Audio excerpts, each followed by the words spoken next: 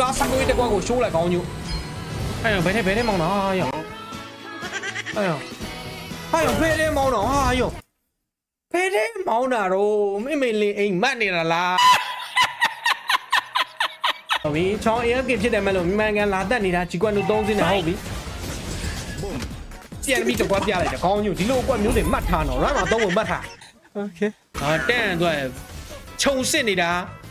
သူ့ဘေးနာခြုံကြတော့မစစ်ဘူးဘာကြောင့်မလို့လဲတော့မသိဘူးသူ့ဘေးနာခြုံကြမစစ်ဘူးတော်လိုက်တဲ့တန်းဖို့ပေးရတော့မှငါမြင်တော့မြင်အောင်နေတယ်ဟာယောပလေးရှုံမြန်မာလိုပေါက်တဲ့အကောင်နဲ့တွေ့စိတ်ဆင်းရဲကွာ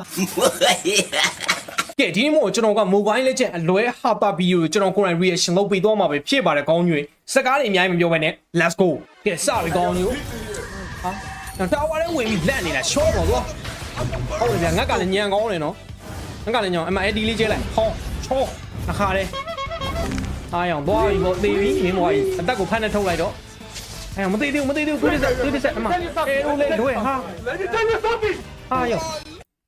ပလေးရှုံမြန်မာလိုပေါက်တဲ့အကောင်နဲ့တွေ့စိတ်ဆင်းရဲကွာမတိုင်းမလည်းသေးပါတယ်မဆိုးပါဘူးအဲ့တော့မိုးချောင်းနေတာဟုတ်ပြီသူဆွဲပြီးမှတက်တော့ကိုခရီးသွားပိုင်းမှာတော့မပြောတော့ဒါဖြစ်တဲ့ပါလေအမောကကိုပြောက်သွားလို့ပေါ့โอเคနားလည်မိလိုက်အဲ့တော့ तू ကပြန်ရှောပေါ့โอเคဂလူးနဲ့ကျွန်တော် Adex နဲ့တွေ့ပြီခင်ဗျာအမှသွားပြီခေါင်းညိုအရင်တော့ဂလူးကအဲ့လိုကျန်းတာနော်အခုသာဂလူးကတိတ်မကျန်းတော့တယ်သွားရ short fix this man စကေး1 2တွေ how are you I'm on the water အဲ့ဒီတော့မပြေးတယ်ဒါပေမဲ့လည်းရှင်းအမသူဒီစနဲ့ short မ short သေးဘူးကားတိုက်မသိသေးဘူးဗျာဟောကောင်းနေဗျာ oh my god ဟုတ်တယ်စကေး1နေမဲ့လည်းစကေး2တစ်ခွက်ပြတယ်အမ short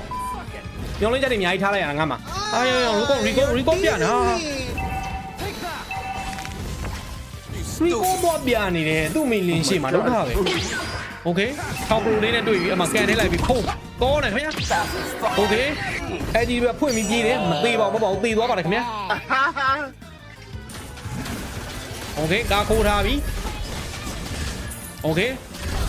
ကားမောင်းများကားစကီတကွက်ပြရမှာရှိုးကားစကွေးတကွက်ကိုရှိုးလိုက်ကောင်းညို့အဲ့ရောဘယ်ထဲမောင်းတော့ဟာရောဘယ်ထဲမောင်းတော့ဟာရောဘယ်ထဲမောင်းတာတော့မေလင်းအိမ်မတ်နေတာလားဒုက္ခပဲရောင်ရဲလိုက်စီတဲ့ကောင်တဲ့ကွယ်နော်စိတ်စင်းရဲโอเคဆွဲတာမမီဘူးအဲကြောင့်မလို့မြန်မာလိုဝင်ကြိုက်တယ်โอเคဖန်ချန်နဲ့ဆော့တာဟာရောဘလက်ဒီနောက်ဖန်ချန်နဲ့ဆော့တာကောင်းလိုက်လားโอเคပြေးပြီခင်ဗျာဟုတ်တယ်ကတူကြီးကြလာတယ်ဟာရောကိုကြီးကကွတ်တီပါလာစောက်စမ်းကြီးဟာ planning to be AFK တဲ့ AFK ဖြစ်ချင်အောင်ဆောင်တယ်ဟုတ်ပြီတကွက်ဟုတ်ပြီချောင်း AFK ဖြစ်တယ်မဲ့လို့မြန်မာကန်လာတက်နေတာကြီးကွက်လို့3စင်းနဲ့ဟုတ်ပြီပြန်ပြီးတော့ပြလိုက်တယ်ခေါင်းညို့ဒီလိုကွက်မျိုးတွေမှတ်ထားတော့ရမ်းမှာ3ပုံမှတ်ထား Good night, girl. Okay. What the dog doing? ဘာလုပ်နေလဲသူများစားနေ Fight. ဟာရောဘာတော့သူများဘာကိုဘာလို့ယူအောင်မီ rebad ဟာရော What? မီ rebad လောက်တော့လောက်ပါ Red. မီ rebad မဟုတ်မီ rebad မဟုတ်ဒါဖြစ်တတ်ပါတခါလေးကျရင်ကျွန်တော်လဲစောက်လုံးနဲ့ရိုက်လိုက်တဲ့အချိန်မျိုးဆိုဒါမျိုးဖြစ်တတ်တဲ့ခေါင်းမျိုးဒါ LSTER Okay ဟုတ်တယ်ကားခိုးထားတယ်ဟုတ်တယ်ဗျာကားနဲ့ပြန်ပေါင်းပြီးပြေးတယ်โอเคအဲ့ကွက်လေးတော့ကြိုက်သွားပြီအဲ့ဘယ်တော့တိုင်မသူရတဲ့မင်းလေးနဲ့ဟာတော်သေးတာပေါ့ဘယ်အမြင်တော့တိုင်မလဲလို့လန့်သွားတယ်လူက Oh shit, not good. Why are you running? recall လေးပြတယ်ဟုတ်တယ်ငါကောင်မင်းတို့ရတဲ့နဲ့ recall ပြင်ရပြီးပြလား I wouldn't take this ကဲပြမှရမှာနော်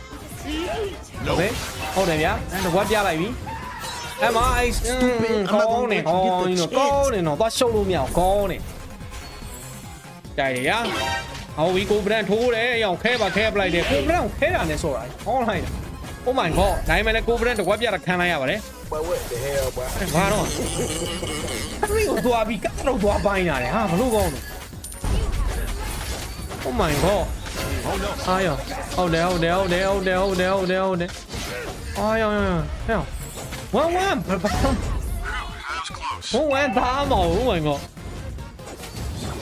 โอเคနကောင်သားသူမြတ်တာဝါလည်းဒီဝင်ခုတ်တယ်အာယောဘာဟောနေရောအာယော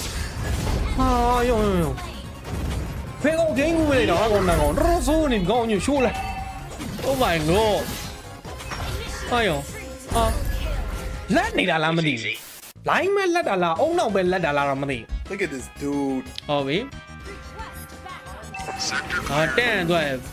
ခြုံစစ်နေတာသူ့ဘေးနာခြုံကြတော့မစစ်ဘူးဘာကြောင့်မလို့လဲတော့မသိဘူးသူ့ဘေးနာခြုံကြမစစ်ဘူးတော်လိုက်တဲ့တန်းကိုပေးရတော့မှငါမြင်တော့မြင်အောင်နေတယ်အမျိုးတဲ့စမှုစာနဲ့ retreat နဲ့ပေါက်လိုက်ရင်ဘလုံးနေပေးရတယ် Another one. No mercy to those who give. နောက်တစ်ခါ Bruh. ဒီကတော့ခိုးပေါက်တာမဟုတ်သူတို့အမှန်ကန်ဝင်ကျုံးပါလို့ Okay မာတစ်ကိုဗန်ချန်နဲ့ဆို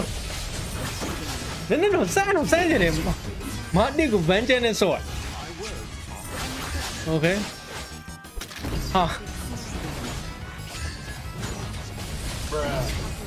Really? ပေါက်လို့မရတော့နာတာနဲ့တင်သူနာကားနေပြီနာတာနဲ့တင်နာကားနေပြီ Tired of playing with Yo, your no. ass, nigga. Your team destroyed a turret. Oh, hey. အေးနာတာလီအောင်ပြန်ပြီးဆောင်းတော့တာတခါတေဘူးပြေမိုးနားလေဆိုတာဒါကိုပြောတာကောင်းကြီးတို့သဘောပေါက်လား Request battle. Okay share ဝင်နေဟုတ်တယ်ရရွှေအာယောဂရိတ်ကောင်းပါလားဟိုကလွတ်သွားပြီရောဟုတ်တယ်တကွက်ပြန်ပြတယ်အတိုင်းလည်းမရတော့ပါဘူး Okay What am I gonna do? Okay နောက်မှလိုက်တာနှက်ကောင်းတော့တကွက်ပြန်ပြလိုက်တယ် easy လေးပဲဟဲပါနော်ဟုတ်တယ်ခင်ဗျဟုတ်တယ်ဟဲပလိုက်ပြီ Fight. ရင်အဒီနဲ့ရင်အဒီကိုပြန်အုပ်တာ Oh my god ကြိုက်တယ် Okay အဲ့ဒီထိုးလိုက်ပြီနိုင် Okay ပါ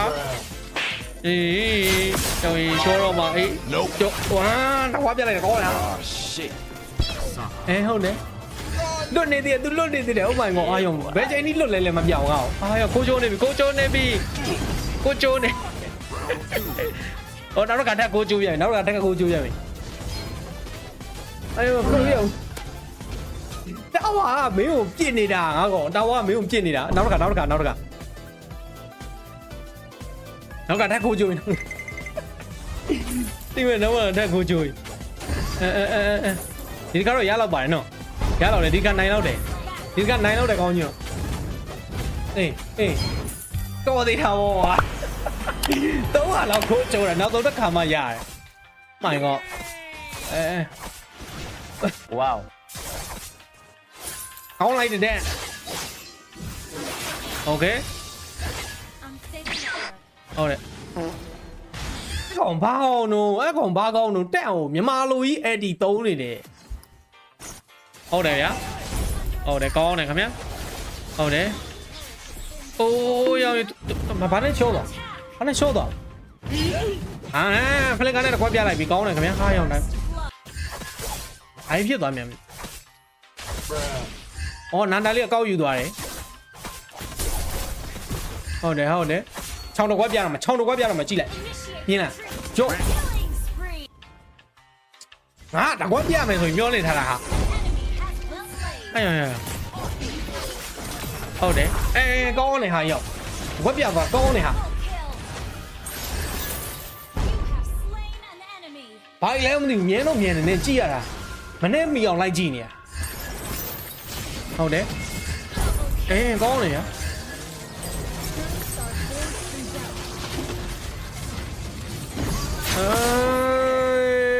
ယုံတွေးတဲ့လေးနဲ့ပြေးရပြီအမဟာတဘူဇာအိုးအဲ့ဒီပိုင်းလိုက်တာဒီဘက်ကခရီအိုးတကွက်ပြလိုက်တော့ကောင်းတာဟာမိုက်တယ်ဟာတကွက်ပြလိုက်တော့ကောင်းယူရှိုးတာအောင်နေသားလေးကိုဟုတ်တယ်လေ An enemy. ဟုတ်တယ်မီးရအဲ့ဒီခိုးပြီးတော့သူမီးရောက်တော့ကွာပြန်ပြတော့ဟုတ်တယ်ကောင်းကြီးတို့မီးရအဲ့ဒီခိုးပြီးပြေးပြလိုက်တယ်သဘောကျလား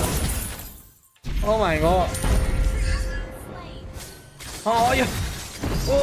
ယောမီးရသူ့ပြန်အုပ် ကဲဘလို့လဲခေါင်းအောင်ညိုဒီနေ့ဗီဒီယိုလေးကိုကြိုက်မှကြိုက်ကြရင်လားကြိုက်တယ်ဆိုရင်တော့ဗီဒီယိုလေးကို like လေးပေးပြီး channel လေးကို subscribe လုပ်ခဲ့ဖို့မမေ့ပါနဲ့ခင်ဗျာကဲဒါအပြင်ပေါ့နော်ဒါပါပဲ ကဲကြီးလာတဲ့ Starlight Skin ကတော့မမကိုချစ်မိလို့ဦးကြောင်ကြားလေးဖြစ်သွားတယ်ကျွန်တော်တို့ hack ပဲဖြစ်ပါတယ်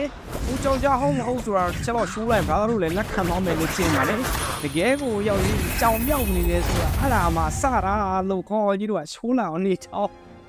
နည်းနည်းလေးတော့စားတယ်သူ့ရဲ့ပါဇက်ထဲမှာတော့ကျွန်တော်တို့နည်းနည်းလေး dark တဲ့ဥစ္စာတော့ရှိနေတယ်ပေါ့နော်ဒါပေမဲ့လည်းကျွန်တော်တို့ဦးကြောင်ကြားလေးတော့ဦးကြောင်ကြားပါပဲကျွန်တော်တို့ skill fat တွေကိုလည်းချက်တော့သွားပြီးစမ်းကြည့်ခြင်းသေးတယ်ပေါ့နော်ဆိုတော့ကျွန်တော် skill fat တွေကိုချက်တော့အကောင်းကြီးကိုစမ်းကြည့်လိုက်ကြတော့မစမ်းခင်မှာကျွန်တော်ရဲ့ဘာလေးကိုရင်စမ်းမလဲဆိုတော့ကျွန်တော် passive လေးပေါ့နော်မြင်နေတဲ့အတိုင်းပဲကျွန်တော် passive ဝင်နေတဲ့အခါမျိုးမှာပဲဖြစ်ဖြစ်မစိုးပါဘူးလို့ပဲကျွန်တော်တို့ကပြောရမယ်ပေါ့နော်ရောင်ပွင့်လေးစီစဉ်ထားတာလေးကိုကြိုက်ပေမဲ့ကျွန်တော်တို့ဒီဘက်လှည့်လိုက်ရင်သူ့ရဲ့မျက်နှာလေးကိုမြင်လိုက်ရင်ဦးကြောင်ကြားဆိုတဲ့စကားလုံးကဘာလို့ပေါ်လာလဲဆိုတော့ကျွန်တော်သွားပြီးအမှတ်ရမိတယ်ပေါ့နော်ကဲမြင်တဲ့အတိုင်းပဲကျွန်တော်ကတော့ Zodiac skin နဲ့ရှင်းမယ်ပေါ့နော် Zodiac ဘလို့တန်ထွက်လဲမှားသွားရင် sorry ပါမြင်တဲ့အတိုင်းပဲကောင်းကြီးတစ်ချက်ချိုးလိုက်စကင်နကုစင်ကြီးလိုက်တောက်ကိုချင်းနေစိုးရပေါ့နော် okay ဒါပဲကိစ္စမရှိဘူးကျွန်တော် skill fat လေးတွေဘလောက်လေးလမ်းလဲချက်ချိုးမယ်ပေါ့နော်ကျွန်တော် basic တက်ကုန်းလိုက်တဲ့အချိန်မှာလည်းထွက်လာတဲ့ fat လေးတွေကတော်တော်လေးလာတယ်လို့ကျွန်တော်ပြောလို့ရတယ်ပေါ့နော်သူ့ရဲ့မျက်နှာလေးနဲ့တော့မတူပါဘူး okay ဘာဖြစ်ဖြစ်အဆင်ပြေတယ်ကျွန်တော် scale 1လေးကိုချက်ဆန်းကြည့်မယ်ဆိုရင်ဟောရဘာလို့မျက်နှာရက်ပေါ်scale 1ခေါ်လိုက်တဲ့အချိန်မှာလည်းမြင်တဲ့အတိုင်းပဲကြောင်းလို့ဘာလို့ရုပ်ကြီးပေါ်လာတယ်ပေါ့နော်မြင်တဲ့အတိုင်းပဲနည်းနည်းလေးတော့ဖိကျဲမိတယ်ဒါပေမဲ့လည်းကိစ္စမရှိပါဘူးပေါ့နော်ကျွန်တော်တို့ဘိန်းကအယောင်သွေးလေးနဲ့နည်းနည်းလေးနားလဲပြီလားအားရောင် AD တောင်ဖြစ်လေကျွန်တော် scale 2လေးကလည်းမစိုးဘူးဆိုရတဲ့မှာပါတယ်ပေါ့နော်အယောင်သွေးလေးကိုတော့ကြိုက်မိတယ်ဒါပေမဲ့အဲ့ scale 1ခေါ်လိုက်တဲ့အချိန်မှာထွက်လာတဲ့မျက်နှာရနည်းနည်းလေးဦးကြောင်ကြားတော့ဆန်တယ်ပေါ့နော်โอเคကျွန်တော်တို့scale 2လေးကလည်းမစိုးဘူးလို့ပြောလို့ရတယ်အယောင်သွေးလေးတွေကလှတယ်ဒါပေမဲ့မလှနေတာကတော့သူ့ရဲ့second design ပုံစံလို့ပဲကျွန်တော်ကတော့ထင်မိတယ်ပေါ့နော်။ဒါကတော့ပြီးတော့ဘလို့တင်လဲတိုက်တာမကြိုက်ဘူးလားဆိုတော့ comment မှာချက်ရေးခဲ့လို့ရပါတယ်။ကျွန်တော်မှမြင်ကတော့ကျွန်တော်ကတော့တိတ်ပြီးသဘောမတွေ့ဘူးပေါ့နော်ဒါပါပဲ။ဆိုတော့ကျွန်တော် anime လေးကိုတစ်ချက်လောက်ဖွင့်ကြည့်လိုက်မယ်ဆိုရင်ဘယ်လိုဖြစ်မလဲဆိုတော့ anime ကတော့ passive နဲ့အတူတူပါပဲ။ဘာမှအထွေထူးထူးခြားမရှိဘူး။နည်းနည်းပြန်မှာ mobile speed ဘာညာတရကညံတော့တာပဲရှိမှဖြစ်နေကြောင်းလို့ကျွန်တော်တို့ထွေထူးတော့မရှိဘူးပေါ့နော်ဆိုတော့ဒီစကင်ကိုပြန်ပြီးခြုံပြောရမယ်ဆိုရင် skill effect လေးတွေကမစိုးဘူးဆိုရင်လည်းတော့စကင်ကိုတော့ကျွန်တော်တားကြီးသဘောမတွေ့တဲ့ထဲမှာပါပါတယ်ဆိုတော့ brother တို့ဘယ်လိုမြင်လဲ comment မှာ share ရေးခဲ့ပါโอเคလား